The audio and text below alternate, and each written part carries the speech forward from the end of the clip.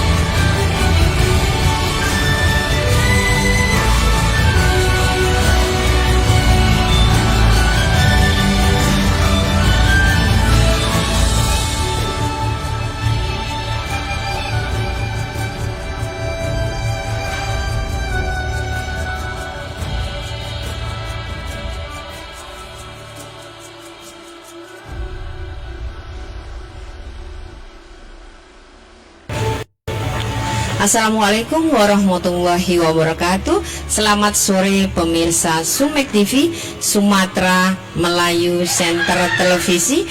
Dan kita berada di studio virtual 2 Mall Pekanbaru. Dan bersama saya yaitu Bapak Yusri. Beliau adalah Kepala OJK Provinsi Riau dalam acara kita Talkshow Inspiratif. Baik, kita akan sapa beliau. Assalamualaikum Bapak. Waalaikumsalam warahmatullahi wabarakatuh. Apa kabar Pak sore ini? Kabar baik Bu Susi. Baik. Ini kita mentaati protokol kesehatan ya Pak ya. Ya. Tapi nanti boleh dibuka kalau mau lebih kelihatan gantengnya. Wah. Baik, Siap. Pak. Kalau ini mengenai OJK, Otoritas Jasa Keuangan. Nah, banyak juga yang mungkin minta penjelasan dan juga pencerahan ini fungsi dan peran dari OJK itu sendiri, Pak Yusri. Ya. Terima kasih Bu Susi. Saya menyapa dulu pemirsa SUMED TV, Baik. Sumatera Melayu Center TV gitu ya. Iya, siapa? Terima kasih, saya juga sudah diundang di kesempatan yang berbahagia ini menurut saya. Ini yang pertama saya muncul di SUMED TV gitu. Iya. OJK yang biasa dikenal oleh masyarakat ya, itu berdiri sejak 2012 betulnya, sudah operasional 2013 maaf ya, berdasarkan Undang-Undang nomor 21 tahun 2011 tentang Otoritas Jasa Keuangan. Nah, OJK tugasnya adalah mengatur, mengawasi, dan melakukan penyidikan terhadap industri jasa keuangan. Nah, industri jasa keuangan itu apa saja? Kewenangan kami meliputi seluruh industri jasa keuangan yang ada di Indonesia. Baik itu perbankan,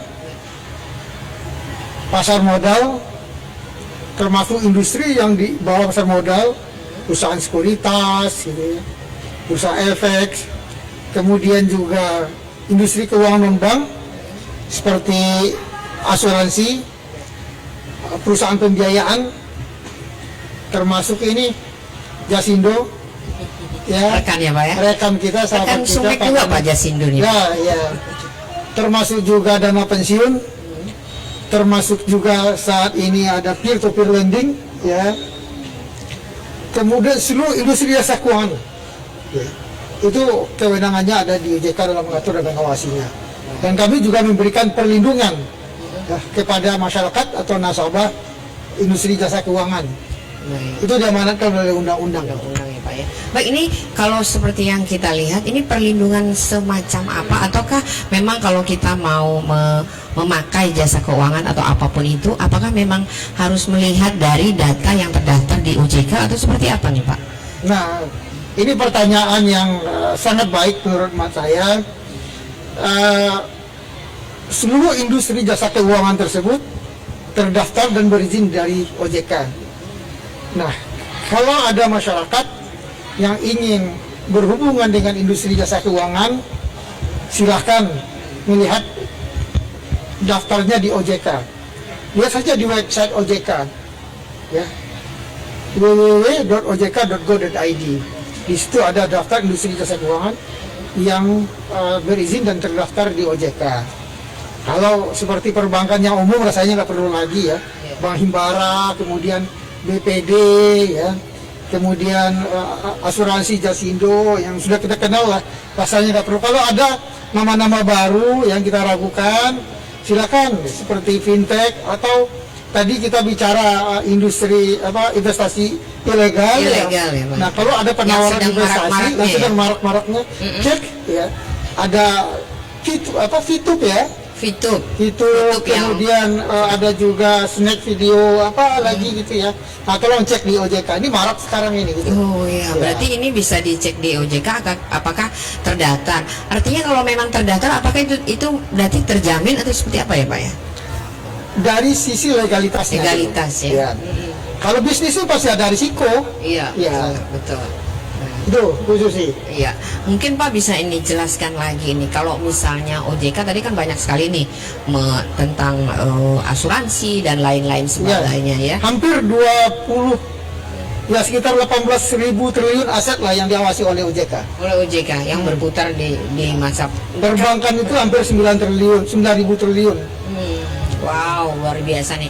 Pak, ini kalau di masa pandemi ini apakah perbankannya juga stabil atau melemah? Kalau tadi saya lihat di data di Riau sih masih stabil tapi agak melemah sedikit. Nah, seperti apa nih Pak? Ya, terima kasih Bu Susi dan pemirsa Summit TV. Ya, pandemi yang sudah berlangsung selama 1 tahun ya, sejak Maret lalu sekarang Maret juga, itu mempengaruhi seluruh sektor kehidupan di Indonesia. Betul. Termasuk sektor ekonomi yang terpengaruh sekali. Sektor kesehatan mempengaruhi sektor ekonomi. Industri jasa keuangan juga memiliki impact-nya. Ya. Secara nasional, khususnya perbankan,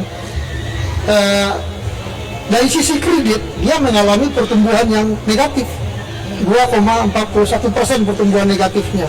Betul. Selama saya tahu, rasanya pertumbuhan negatif ini agak jarang gitu ya. Di Riau sendiri terjadi perlambatan pertumbuhan kredit. Ya. Pertumbuhan kredit di Riau tahun lalu 2019 6,59%. Iya.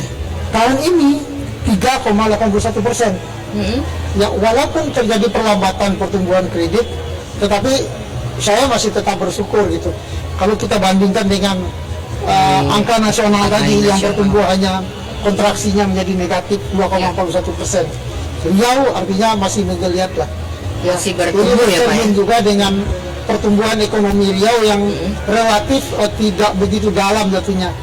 Ya, kalau saya tidak salah di triwulan keempat year on year pertumbuhan ekonomi Riau terkontraksi menjadi 1,47% kalau saya tidak salah. Ya. masih lebih baik lah kalau lihat nasional itu 2,19% kalau saya tidak salah gitu. Ya. Artinya pertumbuhan perekonomian di Riau walaupun terdampak tetapi tidak terlalu membahayakan, artinya ya Pak ya, perekonomiannya maksudnya masih di stabil walaupun melemah seperti itu Iya, ya data yang ada kontraksi dilihat ya. negatif, Ada kontraksi ya. negatif ya. Hampir seluruh negara, ada 42 negara ya yang pertumbuhan ekonominya itu negatif. Seluruh negara. Ya. Indonesia masih relatif baik. Jika Ya. kita bandingkan negara-negara tetangga kita yang pertumbuhannya jauh lebih Langsung. kontraksinya jauh lebih dalam gitu.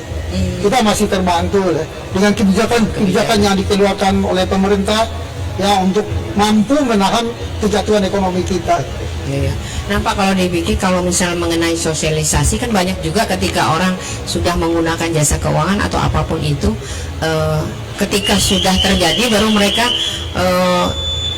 tahu resikonya. Nah, untuk mengantisipasi ini seperti apa? Apakah hanya melihat dari kalau saya lihat tadi baca di data ada juga satgasnya. Nah, seperti apa ya Pak ya? Satgas. Nah, Kalau itu Satgas bisa waspada. saya luruskan, itu Iya. Satgas Waspada Investasi. Iya betul. Ya. Di nasional ada Satgas Investasi. Waspada Investasi Nasional yang keanggotaannya ada 13 lembaga dan kementerian, dan turunannya juga ada di daerah. Iya. Di Riau juga ada Satgas Waspada Investasi Daerah, Satgas Wasda, Satgas Waspada Waspada Investasi Daerah. Daerah. Saya sebagai ketuanya, Wah. OJK sebagai ketuanya. Hmm. Anggotanya Polda, Kejaksaan Tinggi, Bank Indonesia, kemudian beberapa dinas terkait, ya. Kemudian juga ada dari Forkapindo mungkin ini berarti sinergi ya Pak ya? Kita bersinergi. Bersinergi semuanya. kita bersinergi semuanya.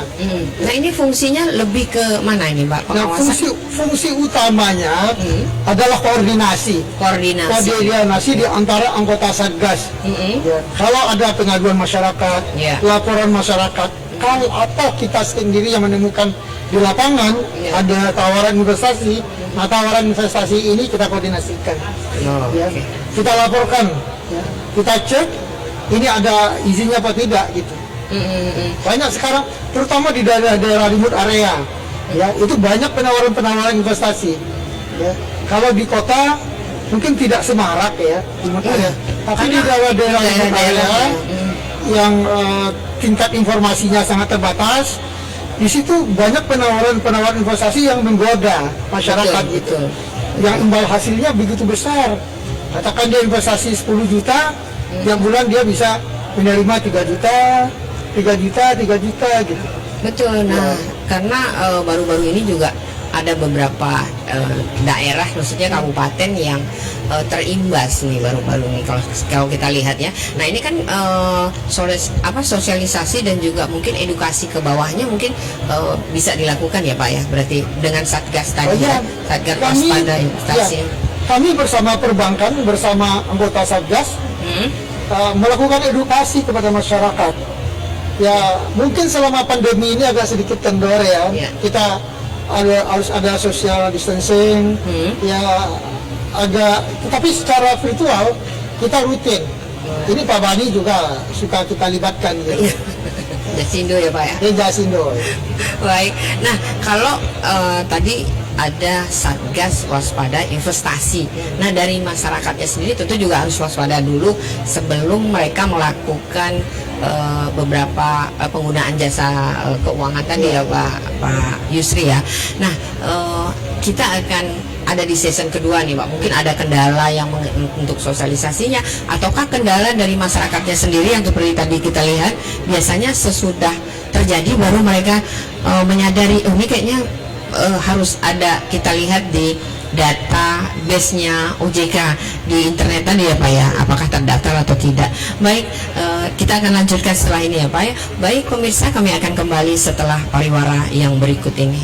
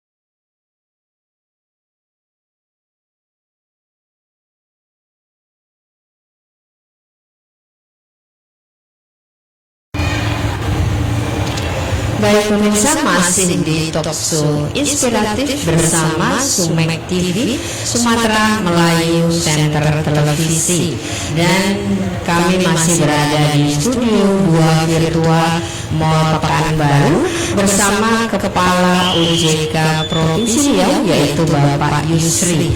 Tadi setelah banyak kita dapat pencerahan dan juga penjelasan dari beliau. Nah, ini kita mau berbincang lagi di session 2 ini, mungkin lebih mendalam mengenai kebijakan ya Pak ya, dan juga regulasi yang dilakukan oleh OJK dan pemerintah agar juga perekonomian kita di masa pandemi ini tetap bertahan dan bahkan masih di posisi stabil atau bisa bertahan. Seperti apa nih Pak? Ya. Terima kasih Bu Susi. Pandemi COVID-19 sudah mempengaruhi seluruh sendi-sendi kehidupan. Yang terdampak kesehatan pasti terdampak, dampak pastinya kelihatan. Dampak ikutannya itu adalah ekonomi. Ekonomi kita terpuruk.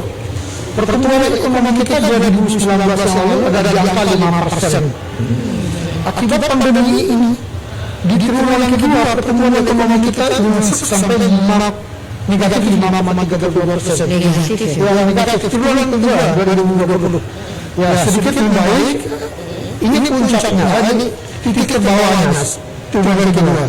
Nah, triwulan ketiga mulai naik sampai triwulan keempat ekonomi kita sudah menuju ke titik positif, tetapi baru di angka 2,19% negatifnya gitu. Nah, tentunya kita ingin melihat kebijakan apa yang diberikan oleh pemerintah untuk mengangkat ekonomi kita gitu. Banyak yang sektor-sektor yang terganggu, terutama sektor UMKM.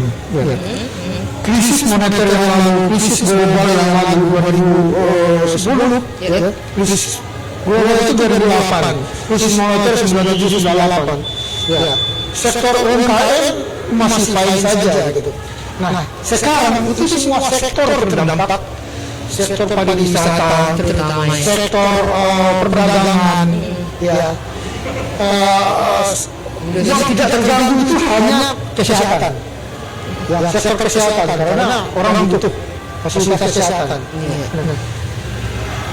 Kita kan banyak UMKM terdampak. Sangat terdampak. Banyak yang dirumahkan, yang di PHK gitu. Tanpa usaha sekali, apalagi ada pembebasan. Waktu itu kita masih ingat pembebasan sosial berskala besar, PSBB. Orang nggak bisa kemana-mana. Orang yang jualan nggak ada duit. Ekonomi itu tidak bergerak. Tidak mengalir ekonomi tersebut gitu. Untuk makan orang ya perlu dibantu oleh pemerintah. Nah, pemerintah tahun lalu 2020 itu sudah mengalokasikan anggaran sebesar 695 triliun untuk mengungkit ekonomi ini. Itu berbagai sektor kesehatan, ada bantuan langsung kepada masyarakat. Nah, upaya-upaya yang dilakukan oleh pemerintah tujuannya adalah untuk mengungkit ekonomi. Kebijakan apa lagi yang diberikan oleh pemerintah? Pemerintah menempatkan dananya di bank negara Kalau saya tidak salah ada 47,5 triliun dana pemerintah ditempatkan di Jawa Barat untuk disalurkan kepada masyarakat. Ada Lehernya 3 kali, ya mungkin lebih kurang sekitar 150 triliun yang itu harus disalurkan kepada masyarakat. Ada lagi di BPD. Tujuannya apa? Tujuannya semata-mata untuk membantu masyarakat yang kesulitan permodalan tadi. Betul. Ya, kemudian ada lagi subsidi bunga oleh pemerintah. Pemerintah memberikan subsidi bunga. Ada yang 3%, ada yang 6% pertama. Tujuannya membantu agar masyarakat tidak diberatkan. Dan kemudian pemerintah juga memberikan bantuan ini, ya, namanya bantuan Presiden Produktif Usaha Mikro (BPUM). Iya.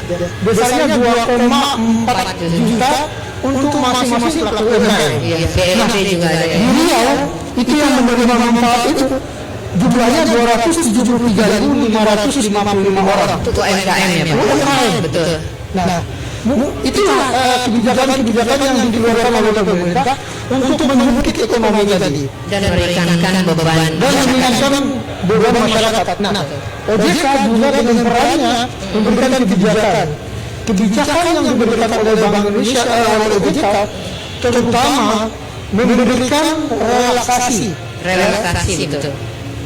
OJK mengeluarkan POJK peraturannya POJK nomor 11 03/2020 memberikan relaksasi kepada pelaku-pelaku usaha yang terdampak oleh pandemi. Betul. Ya. Katakan dia dapat pinjaman ya, melalui perbankan ini. Mereka dapat pinjaman dari perbankan, kemudian terdampak oleh pandemi Yang tidak sanggup untuk membayar. dan tidak sanggup untuk membayar sebagaimana dia membayar dalam kondisi normal. Iya. Nah itu bisa diberikan relaksasi. Relaksasinya itu 1 tahun waktu itu keluar gitu. Nah sekarang sudah diperpanjang menjadi tahun 2022, jadi menjadi 2 tahun. Relaksasi yang diberikan ya bisa keringanan bunga, Betul. pengurangan angsuran pokok dan bunga gitu. Kemudian perpanjangan jangka waktu kredit, kemudian juga bisa penambahan plafon kredit disesuaikan dengan kebutuhan debitur. Tujuannya apa? Agar debitur tersebut dapat terbantu, dapat tetap beraktivitas, dapat memiliki uang untuk tetap berusaha. Dan perekonomian mereka juga terbantu sekali. Terbantu. Nah, termasuk juga kepada perusahaan pembiayaan. OJK juga memberikan relaksasi kepada nasabah-nasabah perusahaan pembiayaan, sama dengan seperti yang dilakukan oleh perbankan tadi. Ya. Jadi perputarannya memang semua kebijakan itu mengacu untuk meringankan beban masyarakat yang terkena COVID-19 ya Pak Yusri. Nah, mungkin ada kendala nggak ketika semuanya kan apapun yang dikerjakan barangkali ada kendala-kendalanya gitu Pak? Iya.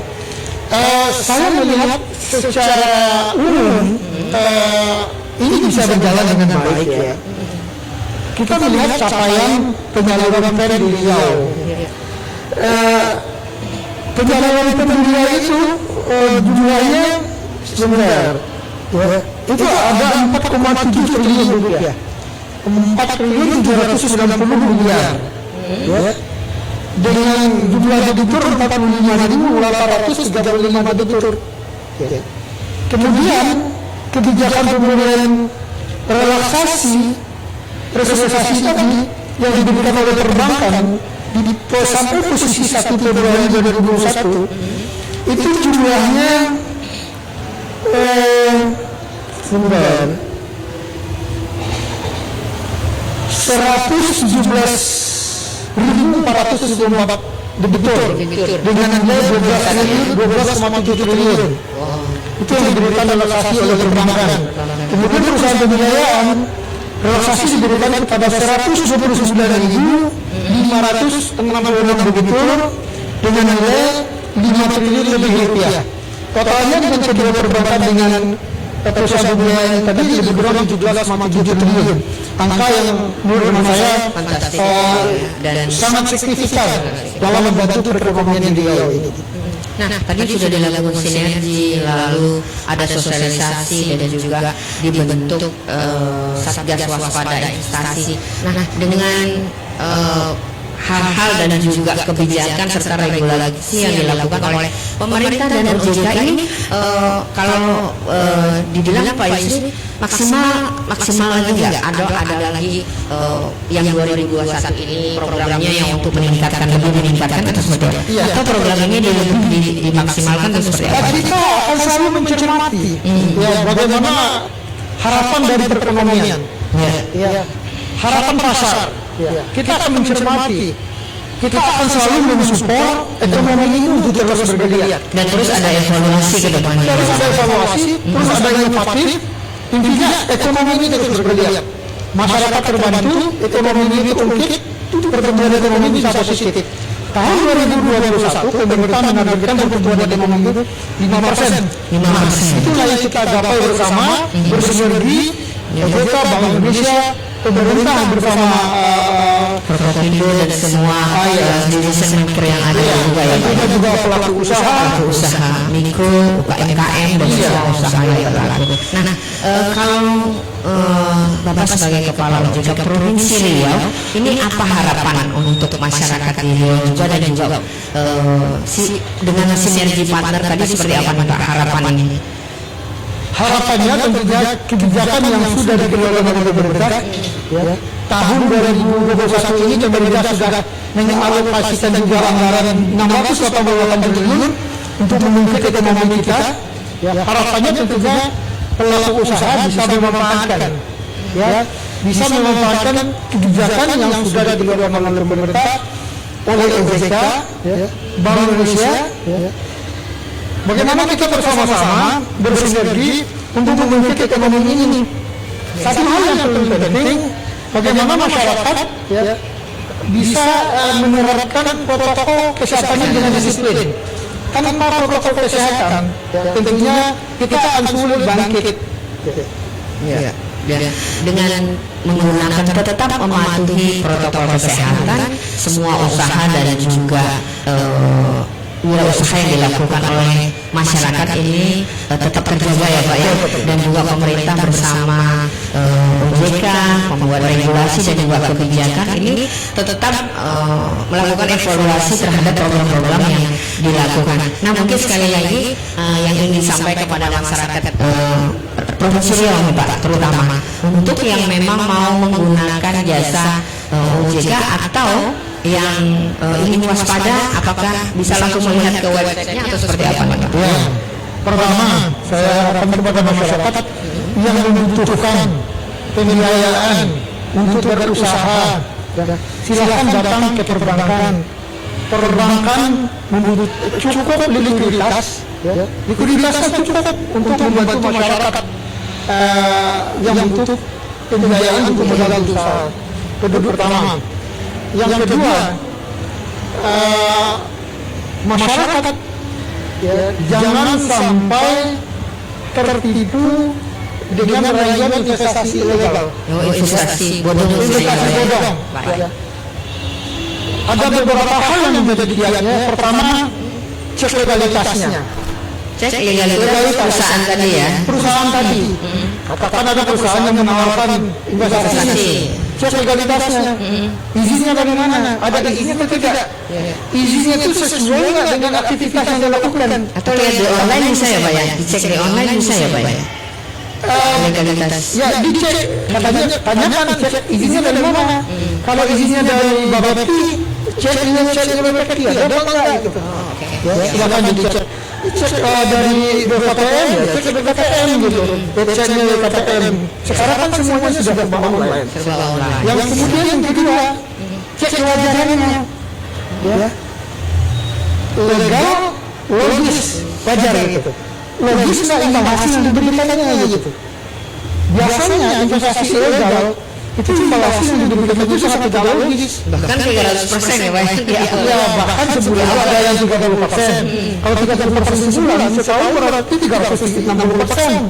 Ya 15%.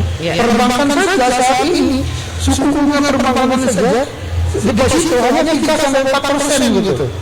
Ya, dia bisa berani memberikan 30%. Nah, duit kita itu ada kelola kemana? ya, namun dia kelola ke pasar modal juga tidak mungkin ada penempatan mengawasi sampai ratusan begitu. Nah, masyarakat harus waspada. Ingat 2 legal dan logis. Dan kewajaran tadi ya Pak. Kewajaran diinginin aja jadi lupa nih Pak. Baik, semoga masyarakat juga tetap waspada karena di masa pandemi ini justru harapan masyarakat bagaimana perekonomian mereka tetap berjalan dengan baik. Begitu ya Pak ya. Baik, pemirsa di rumah, hampir 1 jam kita bersama Bapak Yusri, yaitu Kepala OJK Provinsi Riau, dan tadi banyak sekali yang telah kita dapat. Semoga memberikan berkah kepada kita semua dan juga memberikan edukasi kepada masyarakat. Sumek TV Sumatera Melayu Center Televisi. Sampai di sini dulu. Mudah-mudahan 2 minggu ke depan kita akan kedatangan Pak Yusri lagi nih, memberi pencerahan lagi dan juga bersama sinergi partner kita yang lainnya. Dengan ini kami mengucapkan terima kasih kru yang bertugas dan juga wassalamualaikum warahmatullahi wabarakatuh.